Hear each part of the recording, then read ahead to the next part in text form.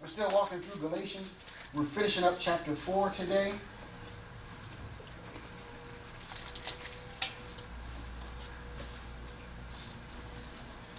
Galatians chapter 4. I'm going to read through those verses. Reading through those in the... I'm going to read from the New International Version. Verses 21 through 31.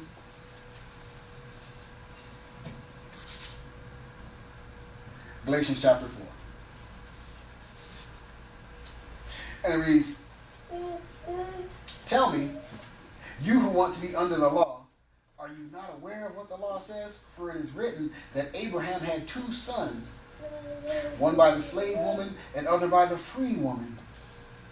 His son by the slave woman was born in the ordinary way, but his son born by the free woman was born as a result of a promise. These things may be taken figuratively, for the women represent 2 covenants. One covenant from Mount Sinai and bears children who are to be slaves. This is Hagar. Now Hagar stands for Mount Sinai in Arabia and corresponds to the present city of Jerusalem because she is in slavery with her children. But the Jerusalem that is above is free. And she is our mother. For it is written, be glad, O barren woman, who bears no children. Break forth and cry loud, you who have no labor pains, because more are the children of the desolate woman than the woman who had because more are the children of the desolate woman than of her who has a husband. Now you brothers like Isaac are the children of promise. At the same time, born in the ordinary way, persecuted by the Son, born by the power of the Spirit. Okay, it is the same now. But what does the scripture say? Get rid of the slave woman and her son, for the slave woman's son will never share in the inheritance with the free woman's son. Therefore, brothers, we are not children of the slave woman, but of the free woman. And that was a lot to say. Comparing Sarah and Hagar, comparing Ishmael to Isaac, comparing the son born of flesh and flesh efforts as compared to the son born of the promise. The flesh versus the promise. The acts of the flesh versus the covenant. This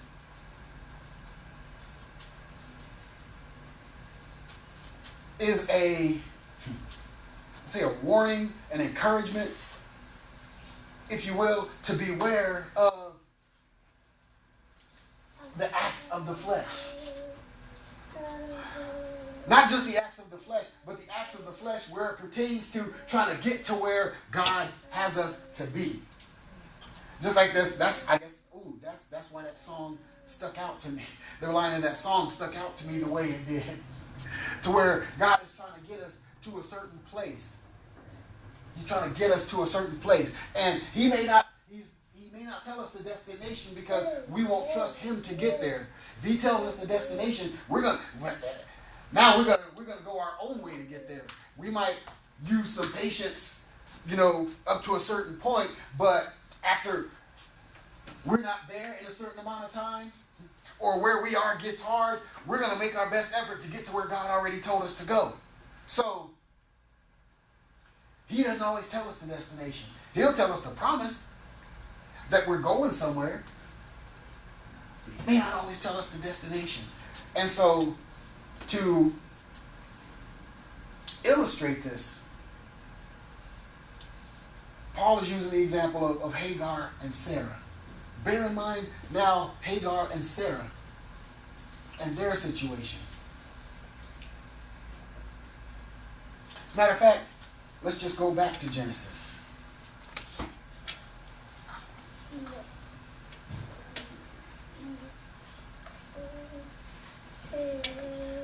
That's Genesis chapter 16.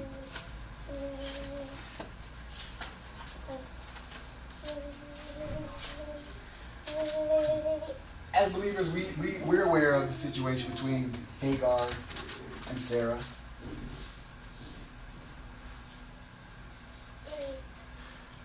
Sarah had authority over Hagar. Hagar was the handmaid of Sarah. At this point in time, God has spoken the promise to Abram and Sarah that you will have a child. That you will have a child. He doesn't say when. You will have a child. But he spoke that they will have a child. He didn't have to speak the how because the how was obvious. That was going to take place. But he didn't say when. He spoke it, and it was all up to them. Do their part. Wait for it to happen. Wait for it to happen. Trust God that his word was going to be true. Trust God that what he said shall happen, that it shall come to pass. Chapter 16. I'm going to read from the New Living Translation. I might bounce back from New Living Translation to New International to King James. Might bounce back, so bear with me. But I'm going to just go. I'm coming from the New Living Translation right now. But Sarai, Abram's wife, had no children, so Sarah took her servant, an Egyptian woman named Hagar, and gave her to Abraham so she could bear his children. This is Sarah speaking. The Lord has kept me from having any children. Sarah said to Abraham, go and sleep with my servant, and perhaps I can have children through her. The New International Version says, go and sleep with my maidservant, and perhaps I can build a family through her. Now, we're talking about acts of flesh to waiting on the promise. To waiting on the promise. And where acts of flesh, where acts of impatience can get in the way. God has spoken that Sarah is going to have a child. In fact, at one point when it was spoken, Sarah laughed. Shall I have pleasure in my old age?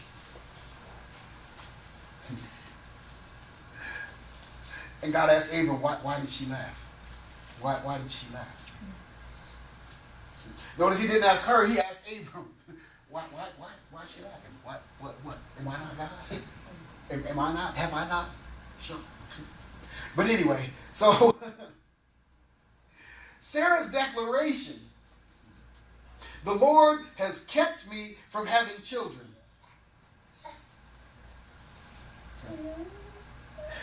In the New American Standard says, the Lord has prevented me from having children. And even in the King James, the Lord has restrained me from bearing children. The very same God that promised, you will have a child, because it didn't happen yet, because it had not yet happened. Sarah's declaration, God is preventing me, God is stopping me, God is keeping me from having children. God promised it, but now he's keeping me from it. So, because the promise wasn't coming fast enough, because the promise wasn't happening in her time, because the promise was taking too long, Sarah told Abram, go and sleep with my maidservant. Go and sleep with my maidservant. And I like how it says in the New International Version. And perhaps I can build a family through her. The promise was that God was going to give her a child through her husband, because of her husband. Give her the child because of her husband.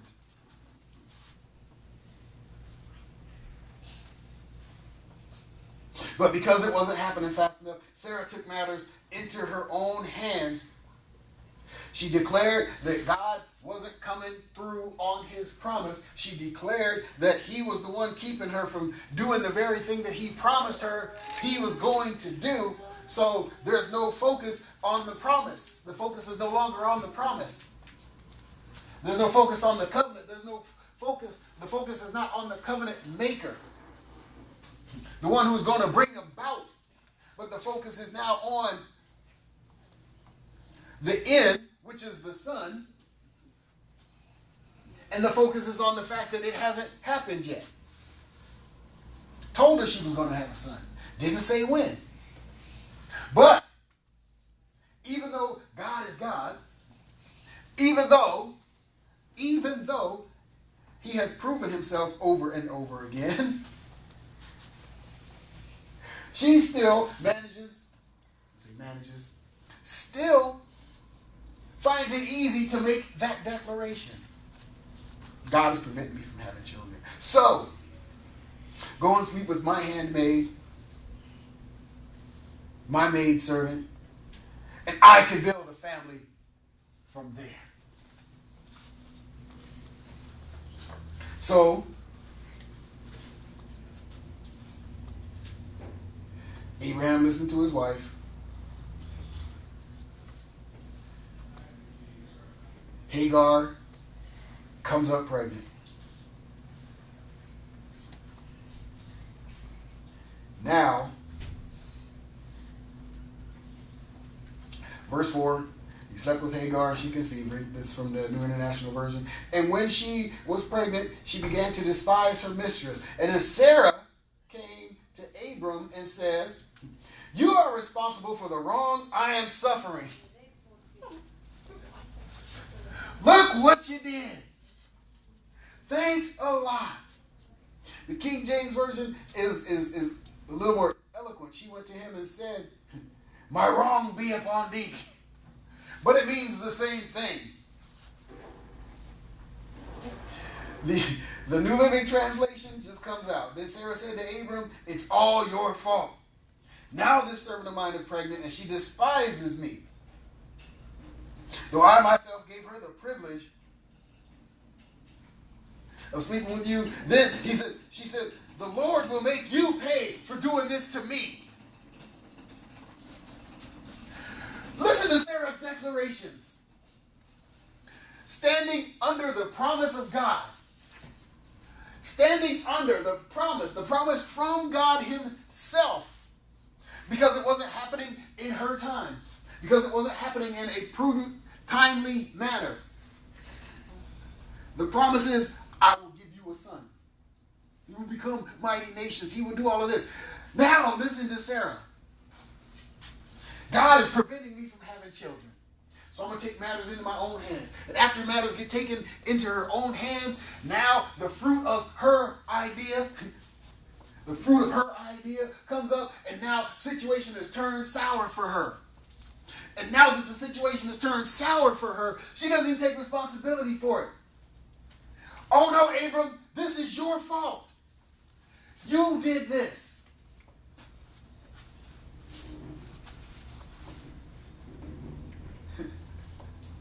And Abram, his response, verse 6, "Your servant is in your hands. Do with her whatever you think best." And then Sarah mistreated Hagar, so she fled from her.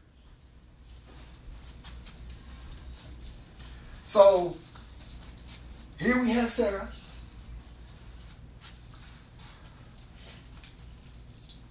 God's promise isn't coming fast enough. Not only does she take matters in her own hands, this is after she makes the bold declaration that God's not moving fast enough. That God is the one preventing her from She didn't say that he wasn't coming through. She didn't say that it was taking too long. That wasn't the declaration. The declaration was, God has kept me from having children. God is preventing me. God has restrained me. God has prevented me from having children. As if you weren't past childbearing age already. As if you hadn't gone all your life already before the promise without having children. Now, because God spoke the promise and it's not happening, God is the one preventing you from having children. Come on, got to back this up just a bit. That's looking at your current situation. That's looking at your past. That's looking at everything. That's putting God on your time clock.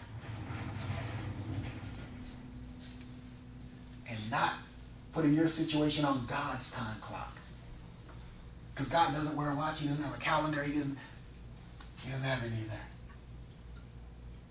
But when he speaks it, if he doesn't give you a time frame, then it's up to us to just sit and wait.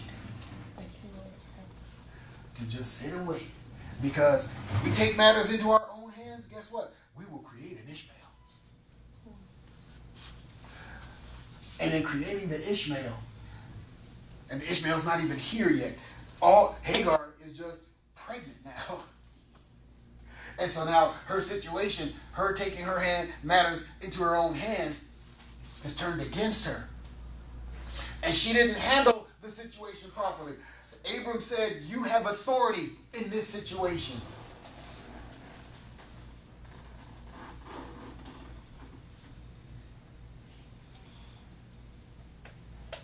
Where does it say? Your servant is in your hands. Even in the New American Standard, behold, your maid is in your power. Do what is good in your sight. Abram tells her to do what is good in your sight. Sarah is a believer. Sarah is a believer. But she's gotten herself off track to where she's speaking against God, taking matters into her own hands, blaming Abram now for the situation. And now that Abram says, this is your maidservant, your servant is in your hands, do whatever you think is best as the head of the household, as the head of his household, do what you think is best. What she thought best was to turn around and mistreat Hagar. Because Hagar had mistreated her. Not what God would have wanted. So Hagar fled. Hagar fled. But as Hagar fled, the angel of the Lord sent her back. The angel of the Lord sent her back, but didn't send her back empty-handed. She came back with a promise about the son that she was carrying. Came back with a promise about the son that she was carrying. And it was spoken about her son that he would be against everybody and everybody would be against him.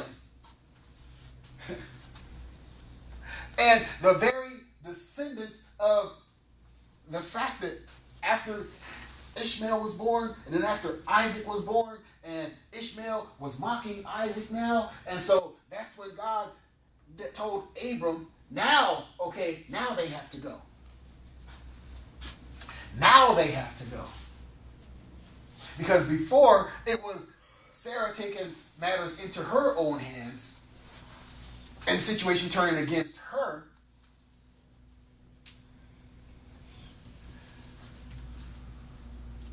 She handled it in the way that she thought best, causing Hagar to flee.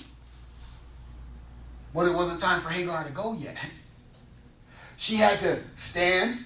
She had to face the consequences of her actions. She had to face all of that. Had to deal with, had to watch Ishmael be born. Had to watch him grow for all those years. And then, when he began to come against the promised one, then it was time for him to go. But he was showing his colors. He was just being what the word said he was going to be. He will be against everyone, and everyone will be against him. But remember now, we're talking about, fast forward again back to the Galatians, where Paul is talking about, we're comparing now the acts of the flesh compared to the acts of the promise. The acts of the flesh, trying to get to where God promised us, they work against us. Our acts of the flesh work against us. If God gives us a promise, it's up to us to walk in faith. It's up to us to walk in a manner holy and pleasing to Him. We have to be careful how we look at our situation and our circumstance. We have to be careful what we're willing to allow to proceed from our mouth regarding what God has spoken. We must be careful.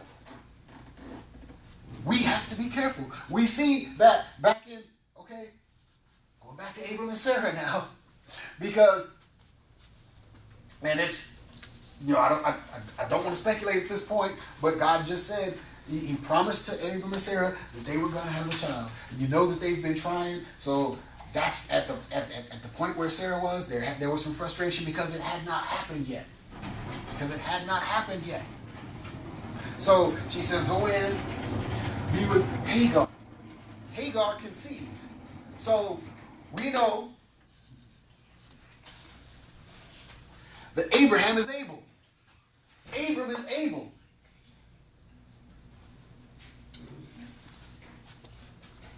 We know that we don't know necessarily that Sarah wasn't. But we know that by Abraham going in and being with Hagar and she conceives, we know at the bare minimum that he's able. He's able. So she had to come around to the idea, to the fact. Get herself right. Because even after Ishmael was born, it was like 13 years later, I want to say, that Isaac was born. 25 years total from the moment the promise was spoken to the time Isaac was born. That's some waiting for a promise. That is some waiting for a promise. So time is a factor, but it's not a limiting factor for God. Time is not a limiting factor for God. It is for us, because we're impatient. We want to take God's promise, put it in the microwave, hit promise.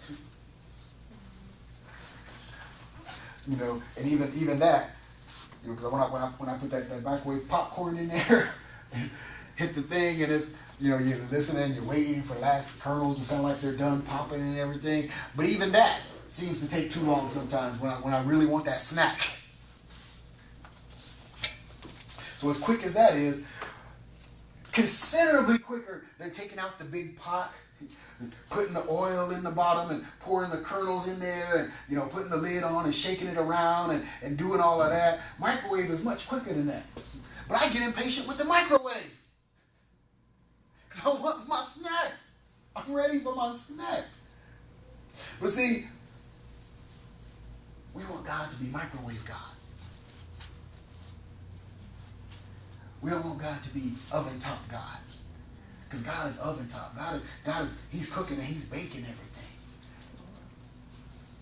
Yeah. See, time is God's filter. Time is God's way of working things out in us.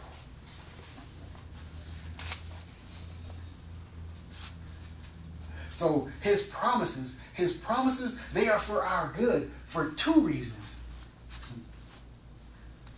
His promises are for our good for two reasons. Because number one, actually probably for way more than two reasons, but for one, it's our opportunity to exercise our faith.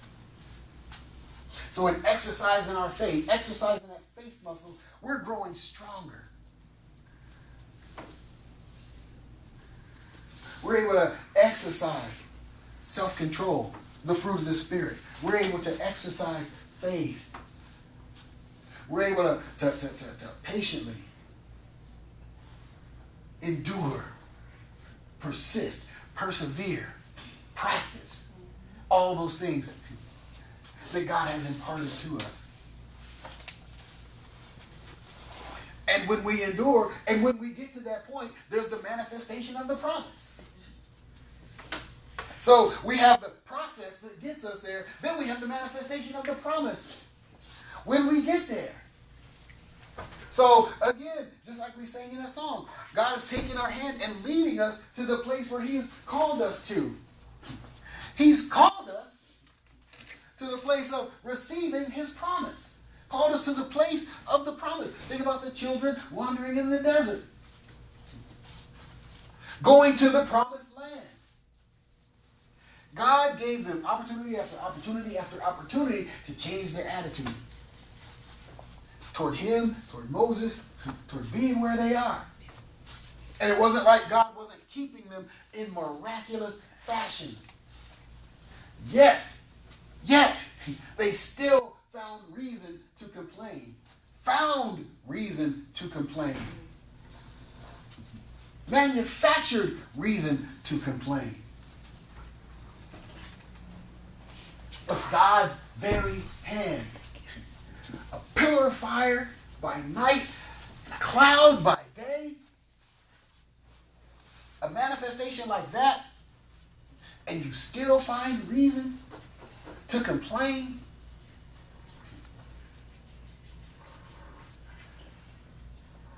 I myself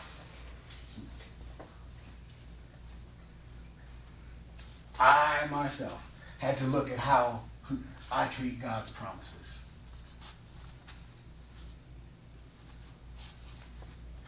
When God speaks and when I read those promises in God's word, every single one, and I claim one, I'm in a situation where I'm claiming a promise of God, but it's not happening right away.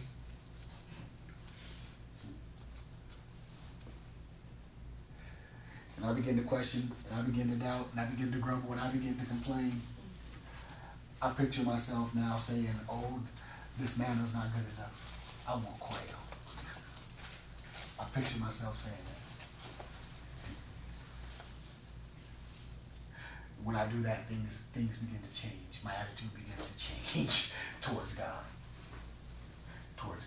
Because that's why it's a beautiful blessing that I'm not God, or that somebody like me is not God. Thank you. Because if I'm leading somebody through the desert, if I'm providing miraculously day by day, if I'm making sure their shoes aren't wearing out, if I'm keeping the enemy at bay, because a nation of people traveling through the desert are vulnerable, they're not carrying weapons. If I'm keeping all of them, and they're now complaining about what it is that I'm providing, oh well, guess what? You can go hungry for a couple days. Yeah, exactly. You can go hungry for a couple days. Tell you what, there won't be any manna for about a week. We'll see how you start appreciating it then. And the blessing of the manna was there every day. They didn't have to carry extra. They didn't have to prep any of it. They didn't have to cook it. All they had to do was go gather it and eat it. They didn't have to carry provisions. They didn't have to start fires. They didn't have to put anything on a spit and roast it over a fire. No. But they got complacent in that. But see, their eyes came off of the provider, focused on the provision. When your eyes are not on the provider and you're focusing on the provision and you're focusing on, because as soon as your eyes come off the provider, you're in the danger zone right there. When your eyes are off the provider, nothing else is going to be sufficient. But when your eyes are on the provider and you see what He's placed before you, what He's done for you, and your eyes are on Him and you're thanking Him for being who He is, you avoid that danger zone. I avoid that danger zone. which is the beauty of the Psalms, is I look to the hills and say, from which cometh my help, because that reminds me not to focus on what's in front of me, to focus on the one that's above me, to focus on the one that is inside, the one that has me